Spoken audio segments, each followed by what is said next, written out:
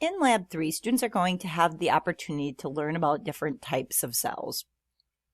They're going to be able to identify the cells as being human cheek cells or onion cells or oscillatoria or potato cells. They're going to learn how to identify key organelles such as amyloblasts, or when looking at prokaryotic cells, what sets them apart from their eukaryotic counterparts. Before beginning lab, it's important to read through the lab objectives. In this first video, we're going to cover the first two lab objectives. We will be discussing how we sort of differentiate cells or how we classify cells into being either eukaryotic or prokaryotic cells. We will also be talking about the different types of slides that students will look at during lab or preparing during lab. There are two different types of slides that students will be familiarizing themselves with, wet mount slides versus prepared slides, and we'll discuss what those terms mean in just a little bit. In the second and third videos, we are going to talk about the prokaryotic cells versus the eukaryotic cells. The second video will go over the different prokaryotic cells that students will be held accountable for. The third video will go over eukaryotic cells, showing examples of the different specimens, pointing out key features, and then we will end in that third video with a review of how we calculate cell size. Make sure that you're familiarizing yourself with the key words. Remember, these words are bolded throughout the lab, and it's important that students not only know the definition, but that they can also use those words in context. So to begin, I want to just give you a quick introduction on cells. Cells are thought to be sort of the smallest or more simple form of life. Cells exhibit those properties of life. So remember, if something's alive, we said that they have certain properties that they exhibit. For example, they assimilate energy, they reproduce, they can regulate their internal environment, they respond to their environment. Cells can do all of those things. Now, it was first recorded that cells were observed by Robert Hooke in 1665. And since then, there's been lots and lots of data that's been collected. There's lots of observations that have been made on different types of cells, experiments that have been run. In regards to cells, a couple of sort of founding principles that we know are that living cells come from other living cells. They don't spontaneously sort of generate out of thin air. We also know that all living things are composed of cells. So for example, the oak tree in your yard is made up of millions and millions of cells. You as an individual are made up of millions and millions of cells, and those cells have to work together. They have to coordinate their efforts in order for individuals that are multicellular to maintain homeostasis. This has become known as the cell theory. Now recall that a theory is something that has a lot of data that supports it. It's been worked on by various scientific groups, and the conclusions that have been drawn are relatively similar. And so it's sort of been universally accepted by the scientific community. Remember that a theory is different than a hypothesis. So if you need to review those terms, please take some time and do that. Now, how do we sort of classify cells?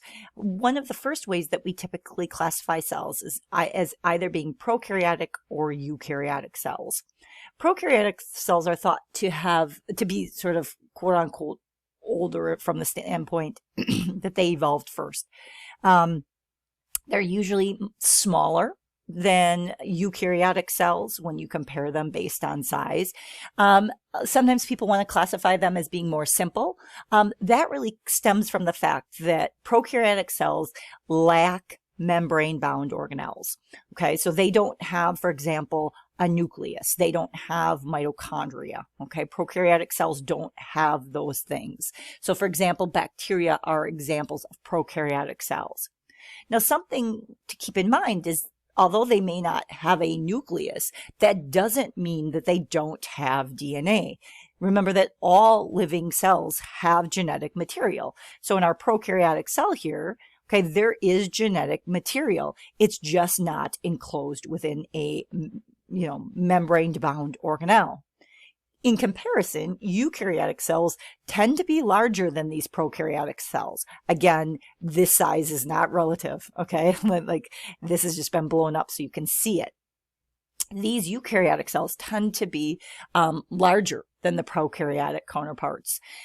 They do have membrane-bound organelles. Their DNA, our chromosomes, for example, are contained within the nucleus. Okay, again, it's not that prokaryotic cells don't have DNA. It's just that prokaryotic cells do not have their DNA sort of enclosed within a nucleus. Eukaryotic cells do. We will further classify eukaryotic cells as being eukaryotic plant cells or eukaryotic animal cells or eukaryotic protist cells. We will be showing examples of these different types of cells when we get to those additional videos. So do keep that in mind. The other thing that I will just point out is that not all eukaryotic cells have the same exact organelles. So for example, a plant cell will have a chloroplast. An animal cell will not. So it is important to understand that although one of the sort of unifying characteristics of all eukaryotic cells is that they do have membrane-bound organelles, they don't all have the same membrane-bound organelles. Now, in addition to classifying cells as being prokaryotic or eukaryotic, we can also talk about whether organisms are single-celled, colonial, or multicellular. So single-celled organisms can also be called unicellular, and they consist of a single cell. So an example of this would be a eukaryotic protist called the paramecium, and we'll be looking at these in lab. They live in very aqueous environments. They have little cilia that allow them to propel themselves through their environment. We also have organisms that live colonially. So this is a prokaryotic example of cells that live colonially.